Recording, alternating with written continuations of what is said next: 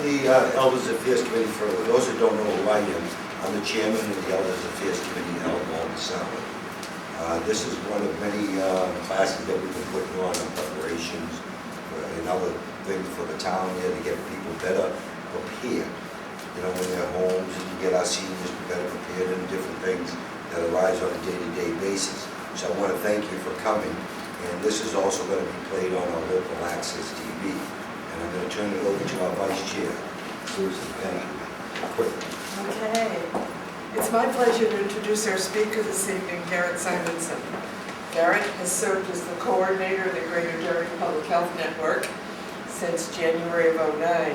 In this role, Garrett collaborates with the 10 towns in the region, Londonderry being one of them, to develop a response plan, train volunteers, and support a public health response to emergency events. He also serves as director of the Greater Derry Medical Reserve Corps. Garrett's a member of several national preparedness work groups, including the Medical Countermeasures Dispensing Work Group, which plans mass vaccination and medical dispensing. He's a sought-after speaker locally, regionally, and nationally. Prior to working for the Greater Derry Public Health Network, he was the Regional Communication and Training Coordinator with the Cambridge, Mass. Advanced Practice Center for Emergency Preparedness. While at the Cambridge APC, he supported development of model practices in emergency medication dispensing and personal preparedness. Garrett's a graduate of the University of Wyoming and earned his master's degree in public administration at Suffolk University in Boston. Well, thank you. So first I'd like to thank the Londonderry Elder Affairs Committee for inviting me here this evening. This is my second opportunity to come and speak with representatives from the Elder Affairs community, including service providers to seniors here in Londonderry. Our goal tonight is pretty simple. It's going to be a very informal discussion about the actions that we all should take to become better prepared for a range of possible emergencies that could occur here in Londonderry, across the region, in New Hampshire. And while this is sponsored by the Elder Affairs Committee, what we're going to talk about really applies to all individuals, families, and households. So those who are watching at home, the messages that we're communicating tonight are strategies that you can use to also become better prepared.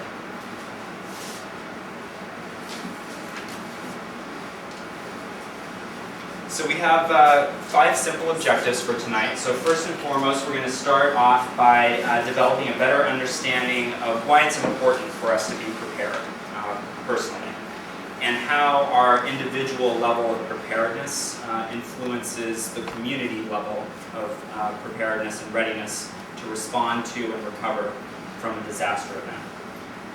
Next, we're going to take a look at some barriers that may exist for individuals to become prepared. So there are many reasons why maybe we don't take the actions that we should, and we want to work together to identify what those barriers might be and how we can overcome them to move toward being prepared. Then we're going to take a look at really 3 plans that every individual should have, 3 ways that we plan for an emergency. So as opposed to looking at preparedness from the perspective of all of the various disasters that could occur in a community or a region, we're going to focus on the 3 ways that we are prepared for the range of emergencies. 3 ways that we plan. Next, we're going to take a look at the 9 essential items that we need in order to be able to support those 3 plans that we have.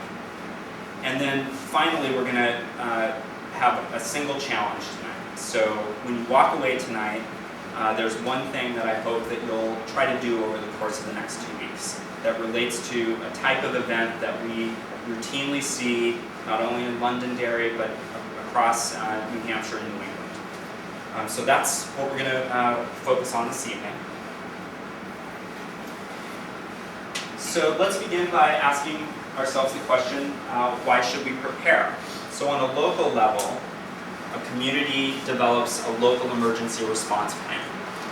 And that plan is designed to be an all hazards response plan. And by all hazards, what we mean when we use that term is that it applies to a range of emergencies, from something very local, localized event to something that's a much larger event and perhaps impacts a region or a state.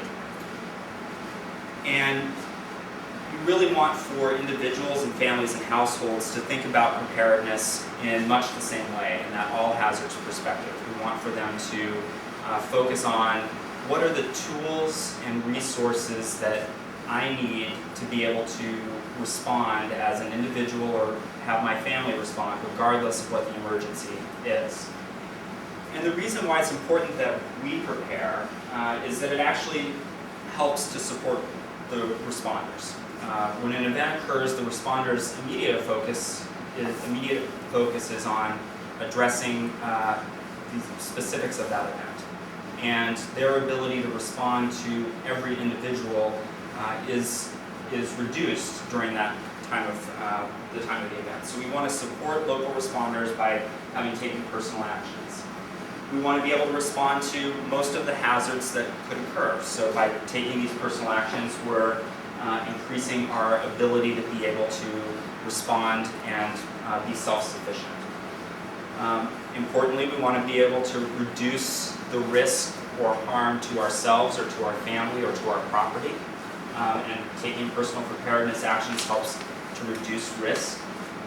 And particularly when we talk about our elders or individuals who might have a functional or access or medical need, preparedness helps to protect those individuals. And so we want to encourage preparedness for individuals who may require some additional assistance above and beyond what the rest of the community might need during the event. And we want to help them to do that. So preparedness actions on an individual level help in these various ways. So what should motivate us? What should motivate us to want to prepare for emergencies? Certainly experience with actual events, whether it's a direct experience or an observed experience. So here in New Hampshire, we've had a number of direct experiences with response to events. Certainly the ice storm in 2008 was a direct experience that we felt and should have acted as a motivator for people to take preparedness actions following that event. An observed experience of the event, so many of us observed Katrina and saw the aftermath of that event, and that should have an effect of encouraging to prepare.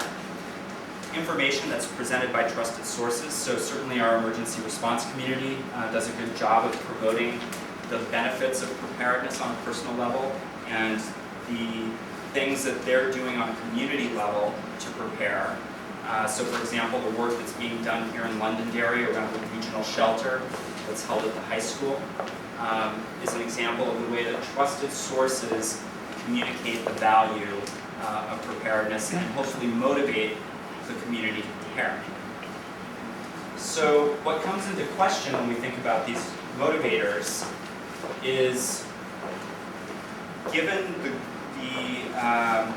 the growing frequency of disaster events that we've seen not only in New England but across the country. So most recently we saw a number of events out west in Colorado with the flooding, some significant snowstorms in the upper Midwest that caused serious damage. But are those events, is experience with those events and information that's conveyed by trusted sources actually helping to motivate people to prepare?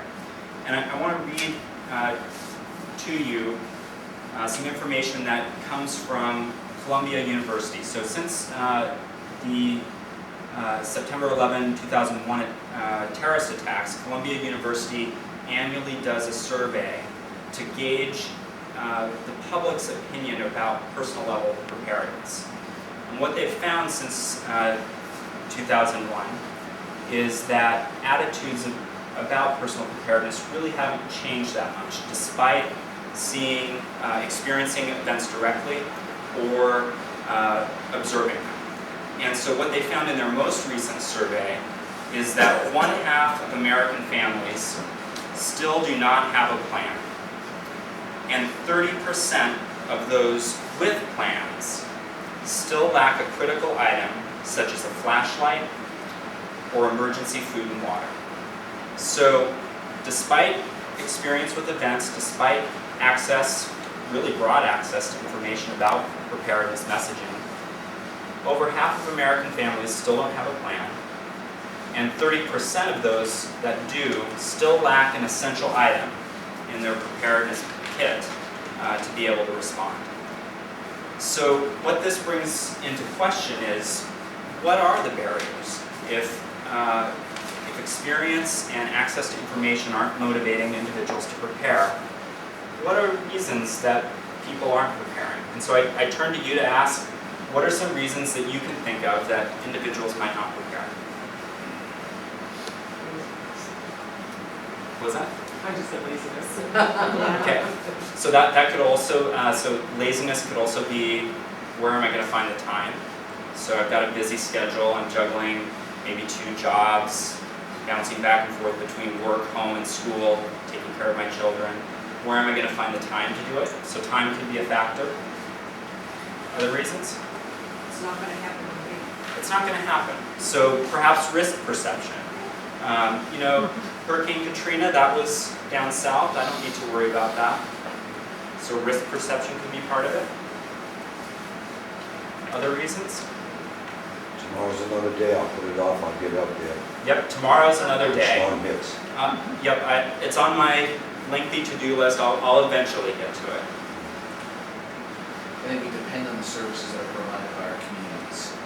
You know, we believe that those services are there, that they're there to service everyone in the community, and frankly, they don't have bandwidth. So another perspective could be that my community will respond. Our local responders will be there. They'll be there right away. They'll be able to assist, and that's perception actually is very consistent across the country. In the survey done by Columbia, they find that most people think, and it's actually an incorrect perception, that the first responders will be able to respond directly to them in the immediacy of the event. All right, well let's take a look at some of the factors. So we talked about time. Knowledge is another. You know, I'm not sure where to begin. How do I wrap my brain around this? Lack of experience. So maybe an individual thinks that just because they haven't experienced a major emergency that they might not have the ability or going back to knowledge, the understanding of how to do it. Kind of playing into experience, one of the things that we want to try to convey to people is, even if you don't have experience with a large-scale event, you have some level of experience of having either planned really well for something and having been ready for something, or having not planned and miserably failed to have planned for something. So we want to convey information about preparedness and relate it to experiences that we already have. And I'll talk a little bit about that when we talk about evacuation planning. Because most people, if you go out on the street and ask them, have you ever experienced having to evacuate? Most people are probably going to say no. But if you talk with people about, have you ever planned to be away from your home for a period of time, such as going on a vacation, and what's involved in planning to be away from your home? Well, you're going to pack a bag of the essential things that you're going to need to be away from home for a period of time. And that's a way that we can try to connect individuals with what it means to prepare for something like a vacuum. Fear or risk perception. Maybe it feels too big and overwhelming and scary to prepare for something like a hurricane. Cost. What does it take to purchase all of these items? And I'm on a fixed income. Space, where am I going to store it? I live in a small apartment. And I end with culture because I think it's kind of an an interesting one, particularly as we start to see more immigrant populations in New England. In doing some work with some immigrant populations in the greater Boston area and doing preparedness work with some recent immigrants from Africa, one young mother told me, in my country and in my culture, the idea of thinking about something negative has the potential to bring that negative thing upon me. So the idea of preparing for an emergency or a disaster in her culture was something that could potentially bring that negative thing on her. So she didn't want to think about preparing because in her culture it might bring it upon her. There's also traditions that swing in the opposite direction. So in the Mormon religion and in their cultural tradition, preparedness is a very important part of their cultural and religious tradition. So culture can play a factor as well. So instead of developing a plan for every single type of emergency that can happen, having a plan for a hurricane, a windstorm, a blizzard, what we really want to think about are what are the tools and resources that we need in the event that we need to stay in our home, the event where we need to leave our home for a period of time, or if we need to connect or communicate with our social network. So that's how we're going to think about developing our plans, as if we need to stay, leave, or connect with our social network. So when we talk about staying or sheltering in place is another way that you might hear this. We're thinking about it from the perspective of the food and water that we need to have available to us for at least a 3-day period. And remembering that we need to plan for dietary needs, but also for our pets if we have pets in the home. We're thinking about first aid, hygiene, and medication. And really those tools are special items that are going to help us either stay informed in the case of a radio, or remain safe in the case of things like a flashlight. So shelter in place, from that perspective, we'll talk a little bit more about individual items when we talk about these 9 essential items that should be a part of our shelter in place kit or our evacuation bag. So having a bag packed, ready to go in that front hall closet, or perhaps in a car, in your vehicle if you have a vehicle. And this is meant to be very lightweight, grab and go, supplies for 24 to 48 hours, basically to get you from point A to point B, where point B is safety. So often we think about having this packed for the situations where it's no longer safe or comfortable for us to be at home because of the event, and we maybe need to go to the shelter. So the things that we definitely want in this bag for when we go to the shelter, or if we're going to leave to go and stay with part of our social network. If you have a family member or a friend who lives outside of the area where the emergency is occurring, maybe you're not going to go to the shelter, but you're going to go to the family and friends place.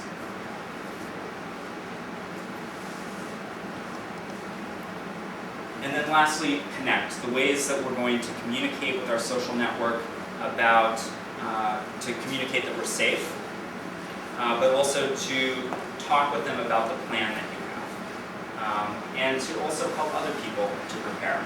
So it no longer is okay, actually it was never okay, to have this be your phone book. I don't know anybody's phone numbers anymore because I just hit my screen and it calls them. So it's very important that we have our contact information also written out, so that when battery on this goes dead, we still have the information that we need to make those connections. So knowing how you're going to connect with them and where you're going to meet. So we think about meeting places in 2 ways. One, where you might meet outside of your home. So thinking again about that localized emergency. So there's a fire in the house. You think about the evacuation out of the house and across the street to the neighbors. or outside of your neighborhood. So if you're no longer able to access your home within your home in your neighborhood, thinking of something like a flood, where are you going to meet from there? So it's either the friends and family, or in a place where there's a public building or space that's known, like a library, like a community center, like a police station or firehouse, where the family knows that if you can't get to the house or the neighborhood, that you should go there to meet with the rest of the family. And then it's important to communicate what your plan is as a family or a household and review it every 6 months. So we often think of that from the perspective of the changing of our clocks. So it'll soon be time to change the clocks, which also means that we change the battery in the smoke detector and we review our plan as a family or a household. And then that's also when we cycle out any expired foods, medications, and the like that we've been storing in that time. And then just making sure to work with individuals who may need some additional assistance to think through a preparedness plan, and to check in on them in the time of the emergency. So we often forget that some individuals lack social connection, and so that's a really important opportunity for us to engage them both on the preparedness side, but also to make sure that they're doing okay in the time of the event. So really 3 ways that we plan: stay, leave, connect. Really simple to remember. In the back there's a preparedness brochure that highlights this strategy of stay, leave, and connect. And also on the inside I've highlighted in pink highlighter for you the 9 items that we're going to talk about next.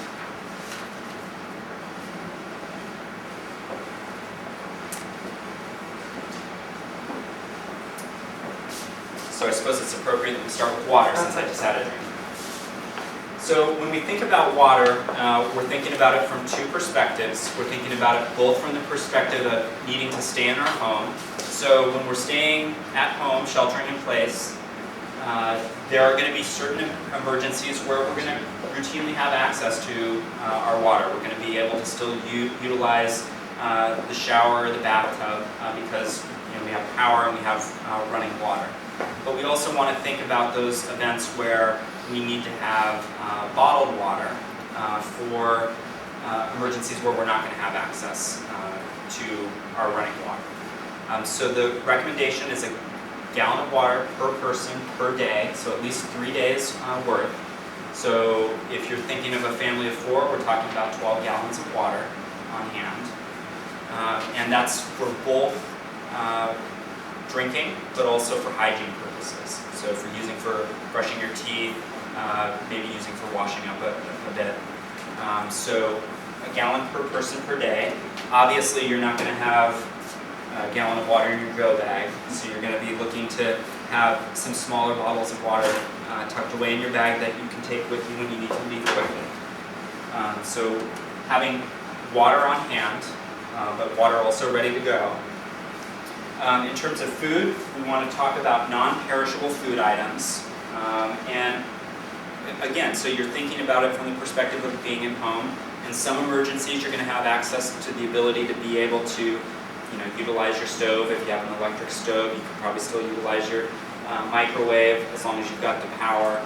But for certain events, you may not have that access to traditional cooking methods, so you're going to need non-perishable food items that you can eat that are already cooked, or that don't require cooking. And also thinking through planning for your pets. So having a supply of at least 3-day supply of food for yourself and for your pets, and having something ready to go, again in your go bag, that can come with you to the place that you're going to evacuate to, be it the shelter or a friend or family members. So making sure to plan for the pets.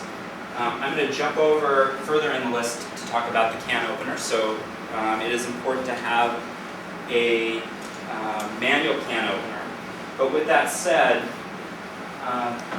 food packaging has gotten much smarter in that we don't even really need to often worry about having the manual can opener. So a lot of Food is now being packaged in tear packages. A lot of it is coming with lids that you can manually open yourself without needing to utilize the can opener. So thinking through your food selections for your home kit, but making sure that you have access to a manual can opener as well. So clothing, if you're sheltering in place, you should have access to all of your clothing, but you also want to think through the things that you want to have available in your go bag in case you need to leave. And having, for me, the things that I'm most worried about are undergarments, because I can wear the same pants and overshirt for a couple of days if I need to. But having those packed in your go bag, along maybe with a blanket that you can take. The things that are going to make you feel comfortable. One of the things that's important to remember, while these are the 9 essential items, your preparedness should be based on your individual needs, the needs of your family or your household, but also what's going to make you feel the most comfortable, what's going to give you the most comfort. One of the barriers that we talked about was risk perception. So certain individuals may feel that 3 days is inadequate. They may feel more comfortable having 5 days or 7 days. But we talk about 3 days because as you start to expand out the number of days, other items, other barriers on that list, cost, where am I going to store it, start to rise to the top of the list and erect barriers for other people. So at a minimum, we're talking 3 days, but really your preparedness kit should reflect you. It should reflect what makes you feel comfortable as an individual. Okay, medications is always a particularly tough one to talk about, particularly for our seniors. So when we're planning for our medications, particularly when we're thinking about evacuation planning, this is the last thing that we want to see you come to the shelter with. Because if we're working with the medical staff in the shelter, we don't know what the little blue pill is all the time. So what I like to try to encourage people to do is to keep their medications together. It could be in a nicer looking bag than a Ziploc, but I just put them in the Ziploc. Labeled medications is what we want to see when you need to evacuate, you come to a shelter, or you're leaving. So having them all together, this is a good option for in the home, but for evacuation planning, we want to see this, and this you would just tuck in your go bag when you get ready to go. Flashlight and extra batteries. There are other options than battery options. So there are some flashlights that have a crank option to power them. This is just an example of a little flashlight that's battery operated, also has a built-in radio. But it's no good if you don't have extra batteries. And don't store the batteries in the device because over time it does deplete the battery, and then when you go to use it, it's not functional. We already talked about the can opener, but in the case of a radio, so again, either battery option, or this is an example of a crank option radio. So this is important to help you stay connected with the information, particularly if power's out and you no longer have access to the television. Hygiene items. This is where I always start because I think that this is one of the more important ones from my perspective. But having packed in, obviously in the home you're going to have access to those things that you're normally using. But having access to some of the things that you might want to bring with you if you evacuate that you would use on a routine basis. If you ever go and stay in a hotel, I find the little soaps and the shampoos and the lotions that they have available at the hotel is a really good option to use and put in your go bag to have when you need to evacuate. So anything from a toothbrush to soap to deodorant, those things that you're going to need to stay clean and remain healthy. And then lastly, first aid. So we talked a little bit about cost. The goal of this isn't that an individual or a household goes out and spends a lot of money to assemble a kit.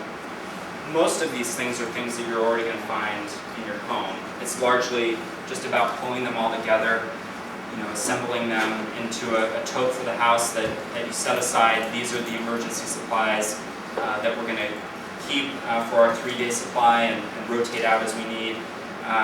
And the same with the Go Kit. We're not looking for people to spend a lot of money. And the same is true about first aid kits. You can find first aid kits in the stores for $30, $40. Basically, most of what is in that, you probably already have in your home already. It's just about pulling it all together and making sure that you've got bandages, alcohol, things to clean cuts and scrapes, and certainly to protect them from infection. 9 essential items, again, those are highlighted in the brochure for you.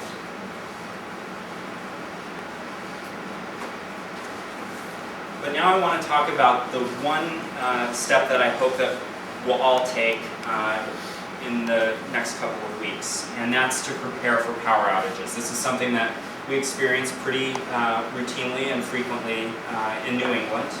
And so far this season, and this October we've left out, but the past 2 Octobers, we've seen snowstorms that have impacted our area and caused long-term power outages.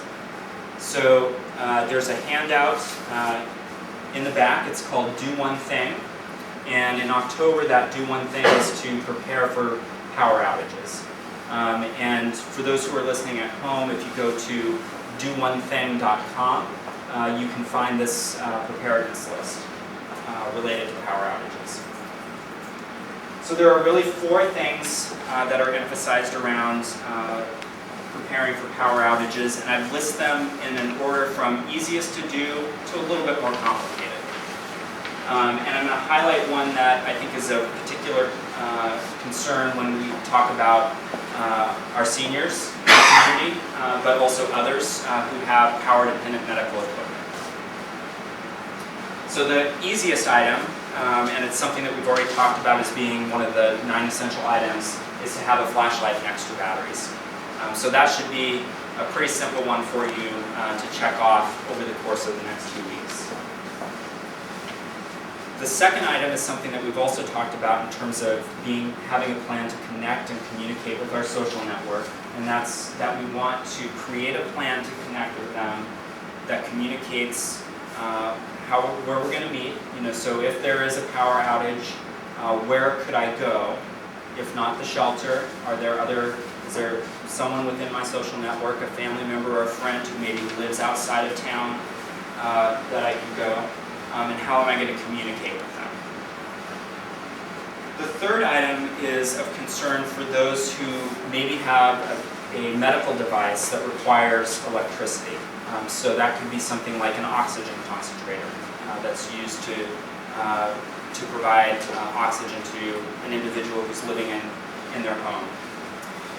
Each of the utility companies in New Hampshire provides a form that can be completed by the utility customer that explains that they have a power-dependent medical need. So if you or someone you know, someone you work with, perhaps you're a service provider working with seniors or individuals with functional access or medical needs, if you know of someone who has that, they can contact the utility company and request the form so that they can notify the utility provider that they have a power-dependent medical need.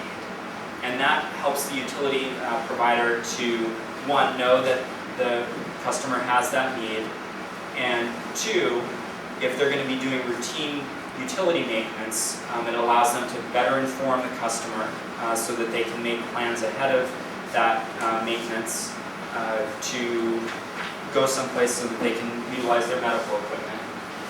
And 3, if we do have a long-term power outage, it helps them to work with the local community to make them aware that the individual may need some assistance, but it also helps them to determine how they're going to potentially prioritize restoration of power. So the utility company doesn't know until the customer notifies them. So this is a very important step that individuals with medical needs, particularly power-dependent medical needs, can take to improve their safety. And the last one is something that a lot of people have done since the ice storm in December of 2008. And that's install a generator, but also importantly, safely learn how to use it. But this isn't an option that is workable for everyone. There is a cost associated with it. For individuals who maybe live in a multi-unit dwelling, in an apartment, that might not be an option for them. But it is part of what we can do to become better prepared for power outages. So, three ways that, 3 plans that we make. So, a plan to stay, we're going to shelter in our home. A plan to leave, we've got a bag packed and ready to go in case we need to evacuate or connect. How are we going to communicate with our social network? 9 essential items that relate to those 3 plans. Those 9 essential items connect either to our ability to shelter in place, to evacuate, or to communicate. The one thing that we're all going to do in the room, and that's think through, for long-term power outages, how do we better prepare? Is it that we have flashlights ready? We've communicated with social networks about if we need to leave our community because of a power outage, or even knowing where the shelter is located and knowing how to access information about when the shelter opens. Looking out for individuals who have power-dependent medical needs and communicating with them about how they can inform their utility provider. And the form is available in the back there. And then lastly, if that's an option for you, if you have that ability to look at whether or not a generator would work for your home, but then also knowing how to safely operate that generator. And working with local fire and EMS, they can help to educate you on the proper ways of doing that. But it should be, you should look to do installation with a professional installer to make sure that it's installed correctly and is operating appropriately. So with that, for individuals who are at home, if there's interest in receiving the preparedness brochure that was made available here tonight, you can contact me at this phone number or by email, and we'll send that preparedness brochure out to you. And for information about simple steps that you can take, in addition to the power fact sheet at doonething.com, each month they focus on a different small step that you can take to become better prepared. So with that, I'll answer any questions that folks might have. You said something about not to store batteries in the flashlight. Why does it make a difference if you have it outside or inside? So over time it can drain the power of the battery, and it can also cause the battery to corrode because it's in contact with the Metal. right, it's in contact with the piece in the battery, the metal piece. So sometimes if you've stored the battery in there and you open it up, you'll find that there's corrosion from where the battery was in contact with the piece that makes the device work. So it's always better to store flashlight and battery separate.